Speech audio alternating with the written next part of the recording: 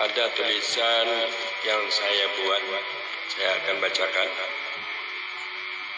Memperkenalkan tauhid tasawuf. Jadi kita tauhid tasawuf. Tauhid yang dimaksud adalah hakikat.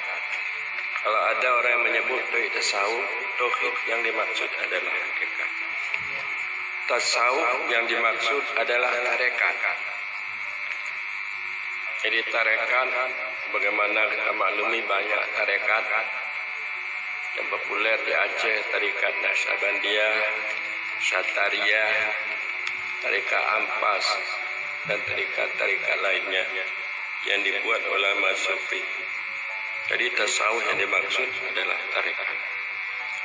Tarekat adalah mempergunakan mata hati untuk mendapatkan tujuan.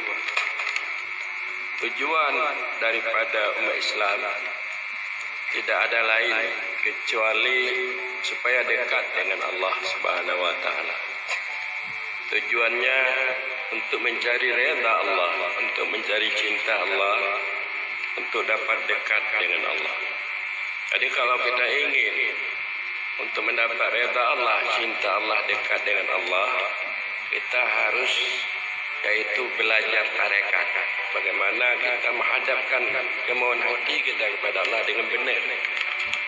Bagaimana ucapan kita dalam salat sebelum kita baca Fatihah, wajjahtu wajhiya lilladzi fataras samawati. Aku hadapkan mukaku, zatku bagi orang yang menciptakan langit dan bumi. Jadi supaya kita belajar bagaimana menghadapkan muka kita, hati kita, yang dimaksud zat kita, hati kita kepada orang yang menciptakan langit dan bumi. Jadi ini kita perlu belajar tarekat. Lalu oleh kerana itu,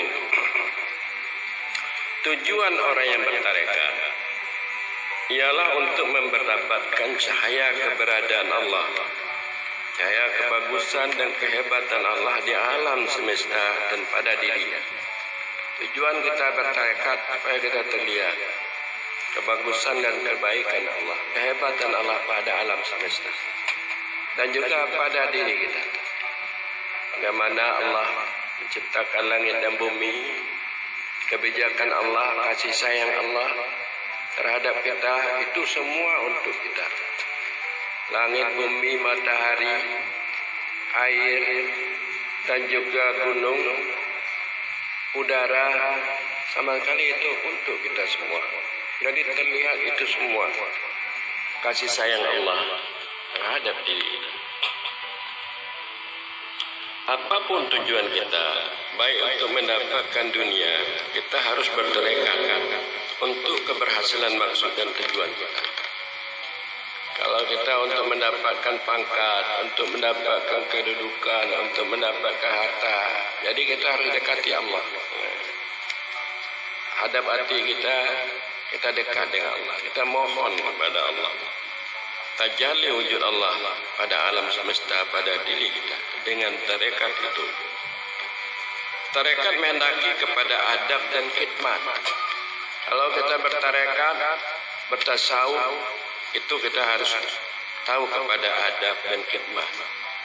Adab adalah menjaga batas agar kita dapat disenangi di atas perbuatan, sikap, tingkah laku, akidah, keyakinan yang tumbuh dari diri kita, zahir akhlak yang bagus pada batin kita, terlihat amal-amal saleh pada zahir yang bermanfaat dalam kehidupan kita, baik dunia dan akhirat, ibadah ubudiyah, muamalah di dalam kehidupan.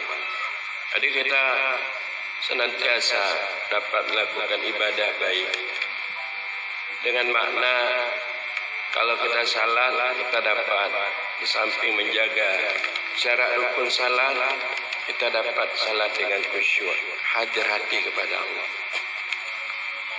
Dan juga di dalam segi muamalah, kita gaul, kita dapat melihat hak-hak orang, kelebihan orang, dan kita tahan disakiti, tidak menyakiti, selalu memberikan yang baik-baik terhadap orang. Khidmat ialah melatih nafsu agar kita dapat beradab sebagaimana yang tersebut di atas, agar kita dapat beradab dan berakhlak sesuai dengan hukum syara, ikhlas, peduli, melunaskan hak diri, hak orang lain dan hak Allah pencipta sekalian alam. Umat Islam dewasa ini, dia hanya dapat melakukan tarekat mempergunakan akal nafsu untuk mendapat kesenangan duniawi. Kalau kita lihat umat Islam, dia hanya bertarekat yaitu untuk mencari kesenangan hidup duniawi. Cahaya-cahaya kebagusan dan kehebatan dunia yang terlihat di dalam hatinya. Cuma cahaya-cahaya kehebatan, kedudukan pangkat, harta, kehormatan, ini yang selalu bersarang di dalam hatinya. Orang-orang yang cerdik, jadi orang-orang tasawuf, ini orang cerdik sebenarnya. Jadi sufi muda orang cerdik. Orang-orang tasawuf, dia harus mengutamakan tarekat untuk mendapatkan cahaya-cahaya Allah. Dia itu mempergunakan mata hati, mempergunakan ilmu. Itu semua untuk mendapatkan cahaya-cahaya Allah. Cahaya ini dapat menghilangkan wujudnya, dapat menghilangkan wujud alam dan wujudnya, agar dia dapat bersama Allah. Cahaya Allah itu dapat artinya menghilangkan, tidak terlihat lagi dunia ini, tidak terlihat lagi dirinya. Orang yang tidak dapat melihat dunia dan dirinya, inilah orang-orang yang bersama Allah. Tapi kalau kita terlihat diri kita, terlihat anak keluarga kita, senantiasa kita berpisah dengan Allah. Jadi sewaktu-waktu kita dapat menghilangkan wujud diri kita, wujud alam, dalam kita bermusyahadah, menyaksikan keberadaan Allah. Sebab Allah adalah yang menciptakan dan memiliki dunia dan akhirat. Allah bersifat kekal. Selainnya, termasuk dirinya dan dunia ini bersifat fana. Yang bersifat baka Allah.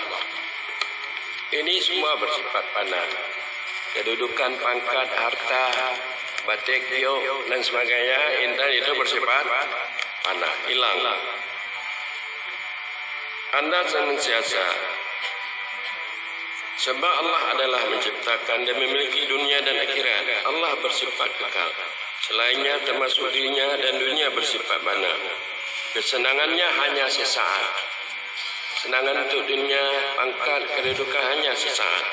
Tapi kalau anda bersama Allah, anda senantiasa mendapatkan nikmat, kesenangan selama-lama. Jadi kalau kita memahami kesufian, kita bersama Allah, kita mendapat nikmat selama-lama. Dari itu marilah kita semua belajar pelajaran tauhid tasawuf, ilmu kesufian, baik dalam kalangan muda, tua, ulama, penjabat, pengusaha dan rakyat biasa. Akal terbagi dua. Akal yang dimaksudkan dengan mata hati, yaitu akal yang dapat petunjuk iman diwarnai oleh nur hidayah. Kedua, akal nafsu yang dapat petunjuk waham, petunjuk selain Allah diwarnai oleh hawa, keinginan selain Allah. Ketahuilah para hadirin hadirat sekalian, bahwa yang dikatakan sufi ini artinya bersih daripada bercerai. Innahum indana laminal mustafid. Sungguhnya mereka para nabi di sisi kami orang yang terpilih. Sufi orang yang telah dipilih Allah. Orang yang telah dipilih dengan pengertian dia bersih daripada bercerai dengan Allah. Selalu dia berkumpul dengan Allah. Kalau kita menghendaki sufi, kita ada 3 syaratnya. Pertama, bagi kita ada ilmu. Ilmu yang bersih. Ilmu bagaimana kita, yaitu mengikut sunnah Nabi, syariat Rasulullah Sallallahu Alaihi Wasallam. Bagaimana supaya kita tahu tarekat Nabi, bagaimana hadap Nabi untuk menghadap Allah. Dan melatih tarekat supaya kita berjalan kemauan kita sampai kepada ahadidah dengan pengertian tidak terlihat lainnya, hanya Allah semata-mata yang ada. Jadi ilmu bersih dengan pengertian ilmu yang dapat mengikut syariat Nabi, berakhlak, akhlak Nabi, tarikat Nabi, dan melatih berjalan kemauan kepada Allah. Tidak terlihat lainnya, mungkin di sini nanti akan dibuat perguruan tinggi sufi yang akan dibuat oleh Ahmad Suku Muda dan Ahmad Zahid, insya-Allah. Dan kedua adalah hal yang bersih. Hal bersih ini cahaya-cahaya yang dari Allah, dari ilmu yang dia tahu. Saya Rasulullah masuk ke dalam batinnya. Saya Rasulullah dan sifatnya masuk ke dalam batin kita. Itu yang membawa kita untuk kita sampai kepada menuju cahaya yang benar. Kita bisa bermunajat dengan Allah dengan baik. Kita dapat melupakan alam semesta.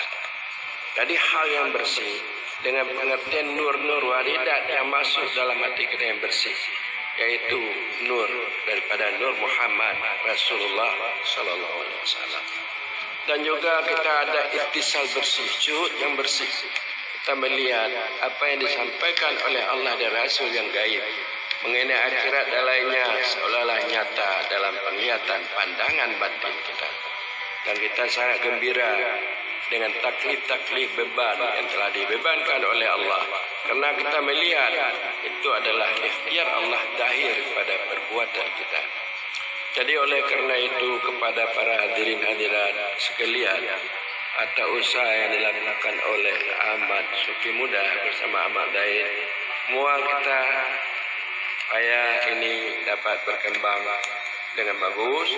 Dan ini mungkin barangkali dengan adanya ini, setelah seminar nanti di Mataram, yang kali yang keempat mungkin kita buat seminar insya-Allah di tempat yang kelima. Kalau tidak di Banda Aceh, nanti ke sini kita akan lakukan insya-Allah. Cuma demikian sajalah.